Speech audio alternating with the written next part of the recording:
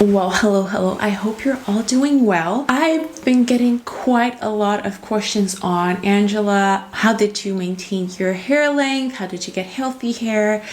Do you have any tips when it comes to your natural hair journey? So I really wanted to dedicate a video and kind of share my 5 tips on what to do when it comes to your natural hair journey, or what I would advise. So if you're wondering what those 5 tips are, then most definitely keep on watching.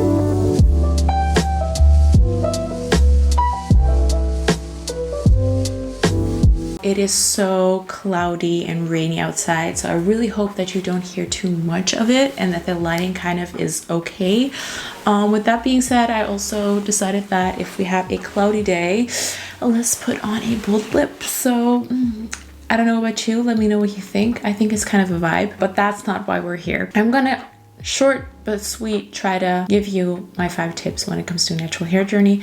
Let me first start off by saying that I am a board certified trichologist, which means that I know everything about the structure, the science, and the diseases when it comes to hair and scalp. With that being said, I have been natural for about 10 years now. Through trial and error, honestly, I feel like I could have had so much longer, healthier hair if I didn't go through those trials and those errors.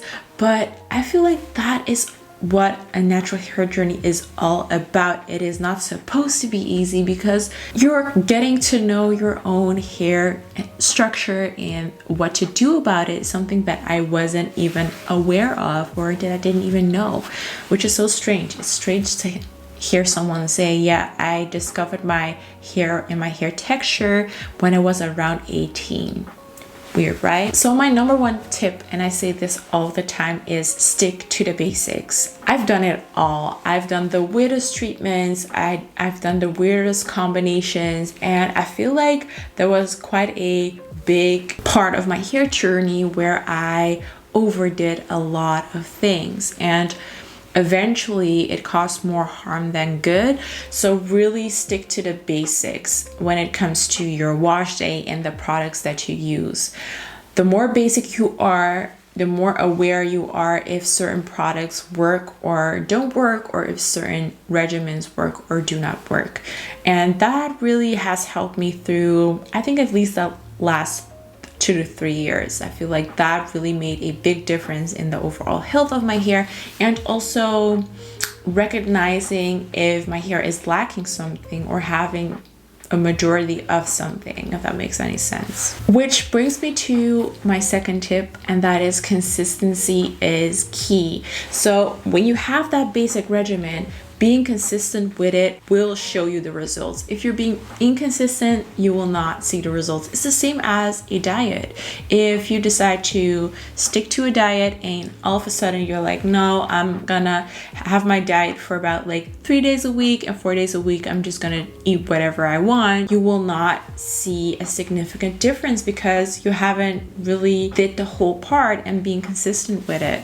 So if I can refer to my own regimen, I wash my hair once a week. I do use sulfates while I wash, and I wash my hair twice. First wash that I do is a sulfate shampoo with ingredients that are suitable for my scalp condition, which is dandruff, and it has ingredients that help me with that. And my second cleanse is with 9 out of 10 times a sulfate-free shampoo, and I like to go for sulfate-free shampoos that are more towards the hydrating side, so that contain, for example, hyaluronic acid, that really are moisturizing, hydrating, which will prepare my hair for the next step, which is conditioning.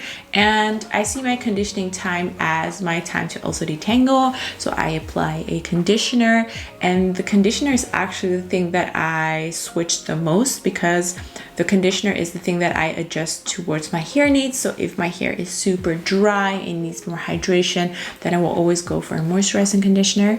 I am very protein sensitive, but the little times that my hair needs protein, I implement it in my conditioner. A brush that is suitable for wet brushing, and I do that underneath the shower with my conditioner in my hair to make sure that my hair is detangled. Rinse that out, and then it's time for the next step. And I feel like this is the step that a lot of people skip because they're lazy. I see you, I hear you, I feel you, because I sometimes also find it super important, because that is the thing that is so time consuming, and that is deep conditioning. But I have to say, I have been consistently deep conditioning my hair for I think 2 years now, really being dedicated to it, and it has made a world of a difference. I personally really go towards the moisturizing and hydrating deep conditioners, but if you have damaged hair or really need that extra protein, you can also implement it in there. And I'm a little bit extra, but I like to use my steamer, my hair steamer. I will put a link in a box below with a couple of steamer recommendations, because I own mine for about 6 years now. But there are very similar models that do the exact same thing, and I really realized that that makes the world of a difference for my personal hair care regimen in my hair type. That is what I do on a weekly. When it comes to the hairstyle that I do, depending on that, I adjust my regimen and I adjust the products. But with every hairstyle that I do, I apply a leave-in conditioner. And a leave-in conditioner is also so important, because that will make sure that my hair is in its best moisture level state throughout the week. That is so important. So I also feel like really search and invest in a good leave-in conditioner that works on your hair, that you feel like will last moisture-wise all week, and be consistent in applying that weekly. That consistency will really show you the difference. If you have, for example, damaged hair or dehydrated hair, being consistent in a regimen like that will overall, like in about a month or so, show you the difference. If you're not being consistent, especially us naturals, we only, or at least I only wash my hair once a week. I want it to be beneficial and I wanted to make it count. My third thing is protective styling. I realized that the number one hairstyle that causes my hair to not to break, to have more split ends, unfortunately, are wash and goes. And even though I love them, and you might have seen it on my page, I haven't been rocking that many wash and goes anymore. I feel like, especially now that my hair is longer, I tend to get more single-stranded knots, more split ends, more breakage if I rock too many wash and goes. So I try to limit it to maximum of once a month. But for now, I think the past 6 months, I might did a wash and go 3 times. Other than that, I really right now am a fan of twist outs. I like to do mini twist outs, which I can rock for 2 or 3 days, and then I unravel them and rock them as a twist out. That also makes such a difference when it comes to my length retention and protecting my hair, because I'm only wearing it out like for 4 days out of the 7. That also makes a significant difference when it comes to exposure, friction, and me touching it, because I like to touch my hair. That's my addiction.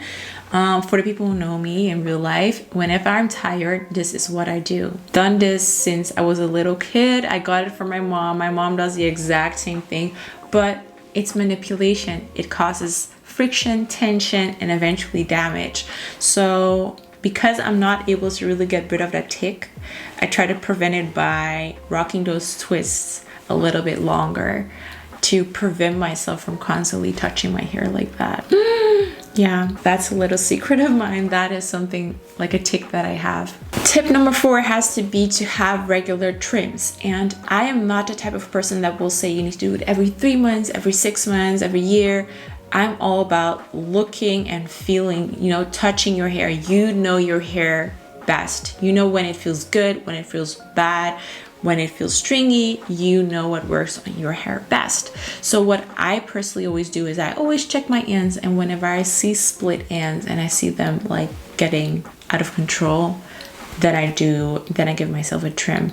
Or sometimes there are just certain areas, like for me, the top part and everything around the perimeter is more prone to getting split ends, because that is the hair that is being exposed the most towards outside reticles, friction, you name it. And checking that and being aware of those split ends will make it so much easier to get rid of them and to prevent like overall huge breakage and damage. And that is honestly the best way to retain length, because you want healthy length, not like unhealthy split ends length. Tip number 5, and it sounds so cliche, but do what feels right for you. I feel like sometimes we really restrict ourselves in our natural hair journey, and this is wrong, we're not supposed to do this, we're not supposed to use that, but do what feels right for you. You're the only one who knows your hair best, and it is your journey. And I feel is a must to make mistakes, to learn from them, and to really get to know your hair in what works and what not, and play around with it, have fun with it. I like to do hairstyles and have different hairstyles, and that is why I know that my length retention won't be as good as if I would constantly rock protective styles,